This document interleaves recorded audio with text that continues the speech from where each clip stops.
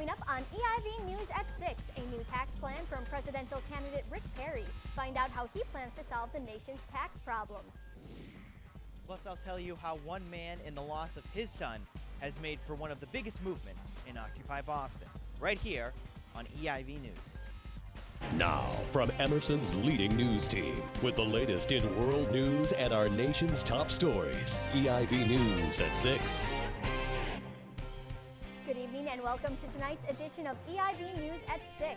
I'm Joy Powers. And I'm Kelsey Barrett. We'll begin this evening with more arrests made in the Occupy Wall Street protests. Police arrested 130 protesters in Chicago Sunday night for being in the city's downtown Grant Park after hours. Police warned the crowd of about 1,000 to leave the park, while most relocated. Those who didn't were taken into custody. The majority were released on bail. Occupy Boston is about to celebrate its one-month anniversary this weekend. And as it has become more popular, other social movements have attached themselves to the movement. News at 6 reporter Ross Littman shows us one man and how his story is making a difference.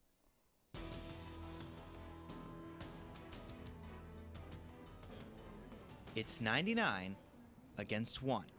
A sea of tents have taken over Dewey Square in downtown Boston. It's where Occupy Boston calls home. Rallies, speeches, and signs calling for economic reform fill the financial district of America's first city. But it's in one of these tents that you find a different kind of message, one that is much more personal. We decided to put Camp Alex in this particular corner to remember my son Alex, who died in Iraq. You may remember the story of Lance Corporal Alexander Arredondo and his father, Carlos. A Jamaica Plain resident all his life, Alex died serving in Iraq in 2004. When 3 Marines came to Carlos's door with the news, he snapped and attempted to burn their car, as well as half his own body in the process. The story was picked up by both Good Morning America as well as the New York Times. Since then, Carlos has rededicated himself, becoming a leading anti-war advocate. He has turned a new leaf. He now preaches peace and nonviolence. Carlos feels that Occupy Boston can also learn from his story. My family, my community, my state, and my country, we are all casualty. My son is casualty of the war, and we all casualty of this economic. Despite immigrating to this country to only lose a son, Carlos still believes that it's a nation worth fighting for. We've just been fighting the wrong way. Reporting from Occupy Boston, I'm Ross Littman. The Obama administration is now putting forward a new set of rules for homeowners. These changes would allow homeowners to easily obtain a loan as long as they made mortgage payments over the past 6 months. Experts say this plan could assist 1 to 2 million homeowners in lowering their monthly payments. President Obama says these are important steps to help get consumers spending again. So you will have the chance to refinance at lower rates, which could save you hundreds of dollars a month and thousands of dollars a year on mortgage payments. Experts say these savings could add up to approximately $2,500 a year.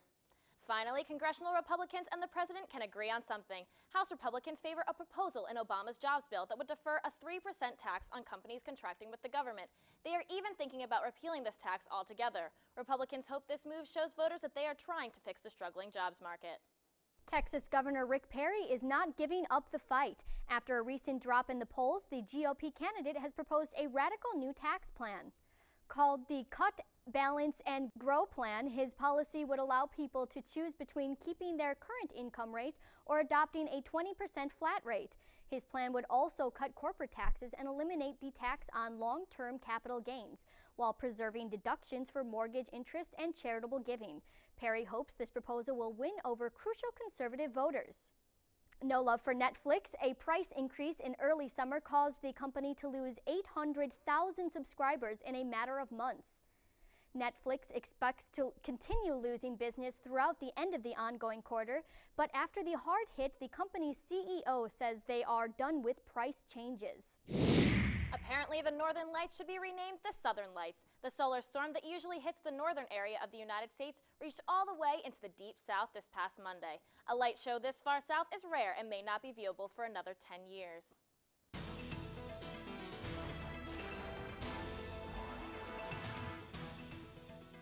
Hello, I'm Erin Farley. Let's take a look at the national forecast. There's a storm brewing throughout the nation. Moving towards the Midwest, Utah, Wyoming, and Colorado are getting hit with a snowstorm. Some parts of Colorado have already gotten a foot of snow. Now what's really popping out on the map is the storm moving out of Wisconsin and into Michigan. The storm is carrying rain with a mix of sleet and snow. As the day progresses, that storm will be moving towards the east coast, bringing the rain and the snow along with it. Now let's look at your local forecast. Currently in Boston, 43 degrees and showers throughout the night. Nothing new, we've been experiencing rain all day. The storm should be clearing up right now though, now moving towards the 5-day forecast. This week you can expect temps to be in the high 40s and lows in the upper 30s. Tomorrow expect rain during the day and wet snow at night. Friday we get a break from the crazy weather with mostly sun throughout the day. But Saturday the rain will be back. Sunday expect clouds in the morning but sun in the afternoon. And for all you trick-or-treaters, Monday will be partly cloudy with temps in the low 50s. That's all the weather for you tonight. Now back to Kelsey and Joy. After the break, the video that shook the world. What's happening now to the man behind the driver's seat? Plus, we have bases in neighboring countries. We have our NATO ally in Turkey. We have a lot of presence in that region. So, as the U.S. withdraws from Iraq, find out why Secretary of State Hillary Clinton is warning Iran to stay away. With Emerson's leading news team, you're watching EIV News at 6. Days after being killed by Libyan rebels, Muammar Gaddafi has been buried along with his son in a secret location. His 42-year reign and the 8-month uprising to overthrow him ended when he was killed by the rebels in Sirte last week. His son was killed while in captivity, and their corpses were on display for public viewing for 4 days and are now buried in unmarked desert graves. A week after President Obama announced the U.S. will be leaving Iraq this year, Secretary of State Hillary Clinton is warning Iran against increasing its influence in the country. Clinton says Iran should not miscalculate the U.S.'s commitment to the Iraq government moving forward. Critics say withdrawing U.S. troops from the country is a sign of weakness. we have bases in neighboring countries. We have our NATO ally in Turkey. We have a lot of presence in that region. So no one, most particularly Iran, should miscalculate about our continuing commitment to and with the Iraqis going forward. Turkey is now reeling after a 7.2 magnitude earthquake struck Sunday, 12 miles outside the city of Van. The death toll has now reached 432 people. Emergency workers are still searching for survivors, as hundreds of people are still missing. Last week, the world was in shock after a video showing the hit-and-run death of a toddler went viral. The man allegedly responsible, Hu Jun, now faces manslaughter charges for running over 2-year-old Wang Yu on a busy China street earlier this month. The child was then hit by a second car and ignored by more than a dozen people before someone came to her aid. The young girl later died in the hospital from the injuries she sustained. Bangkok's second largest airport is now suspending all flights due to flooding. Dan Muang Airport is located in the hardest area hit by the recent storms. Heavy monsoon rains beginning in July created these floods and have killed more than 360 people. The international airport, located in a different area of the city, is still up and running. Well, Kelsey, this has definitely been one of the most interesting World Series in years. That's right, and for all the details, we turn to our News at 6 sports guru, Ian Steele. How do the teams look, Ian? Well, Kelsey, Monday's Game 5 of the World Series was the last home game the Texas Rangers would play in the 2011 season. With a lead in the series on the line and the Rangers fans screaming like there was actually no tomorrow, the Rangers answered their fans' call, unlike Tony La Russa's bullpen. More on that later. Right now, let's take you to Arlington, where Game 5 of the World Series was played. And C.J. Wilson was on the hill for the Rangers. Top of the second, man on, and Nick Punto hits this one into left, but what a grab here by David Murphy. If you look at it again, he really stretched out for that one for a key out for the Rangers in the bottom of the sixth. 2 outs, and Adrian Beltre says, I only need one knee for this home run. He sends this solo shot out to tie the game at 2. We move now to still tied at 2 in the bottom of the 8th, and Mark Zipchinski is still in because of a miscommunication in the bullpen. The bases loaded, and Mike Napoli sends this to the Snapple sign, an RBI go-ahead double to give the Rangers a 4-2 lead. We go now to the top of the 9th, and Albert Pujols calls for a hit and run with no outs, and they get the double play. Rangers hold on to the win to take the lead in the series. And with that win, Texas now has their first World Series win in franchise history. Tonight's Game 6 has been canceled due to rain. It will be played tomorrow, and it will feature the Cardinals' Jaime Garcia and Texas's Colby Lewis as the starting pitchers. With the win tomorrow, the Texas Rangers will take home their first World Series win in franchise history, and the Cardinals will try and force a Game 7. Now, this past Sunday, the Patriots had a bye week, but there was plenty of action in the AFC East as the Jets took on the Chargers in the Meadowlands, and the Miami Dolphins welcomed Tim Tebow back to Florida as they played host to the Denver Broncos. First up, let's take you to the Jets and the Chargers game. And Rex Ryan and Norv Turner hug it out after their pregame trash talk. Here, Phillip Rivers in the fourth quarter throws an interception here to Darrelle Revis. Darrelle Revis brings it deep into Chargers territory.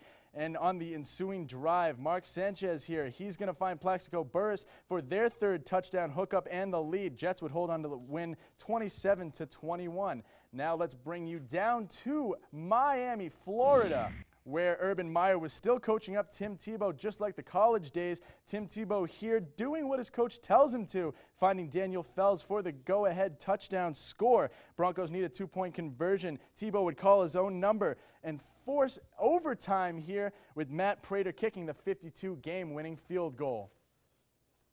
Now, if you're into local sports, the head of the Charles Regatta came to town this weekend. News at 6 reporter Tamara Sakarzik was there to tell us all about the world's largest rowing event. We're here at the head of the Charles, the world's largest rowing event.